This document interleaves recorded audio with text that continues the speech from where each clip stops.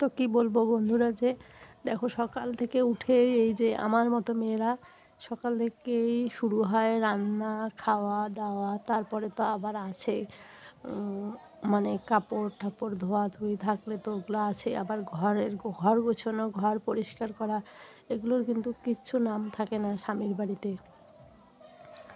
আবার তারপরে দেখো আমাদের আবার বেকারি আছে, তো বেকারিতে আবার সন্ধেবেলার থেকে রাত্রি 10টা 11টা অবধি কাজ করতে লাগে।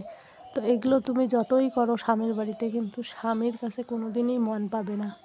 কিন্তু আমি এইসব ভিডিওতে বলতে চাই না, কারণ আমার ভিডিওর মধ্যে আশেপাশে অনেকেই আছে, তো তার জন্যে আমি আর কিছু শেয়ার করি না। তো তবুও আজকে মনটা খুবই খারাপ, তাই আজকে কিছু কিছু কথা শেয়ার করছি। তবুও দেখো এই যে শেয়ার করছি, এগুলো আশেপাশে যারা আছে আমার চ্যানেলে, তারা দেখবে আবার হাসবে। মানে জানোই তো যে নিজের পরের দুঃখে কেউ কিন্তু কান্না করে না, সবাই ক্রিটিসাইজ করে, হাসে। যা আমারটা ভিডিওটা দেখে যা হবে। তো তবুও আজকে একটু বসে আছি একা একা, তো ভিডিওটা বানালাম। তো কিছু মনে করো না।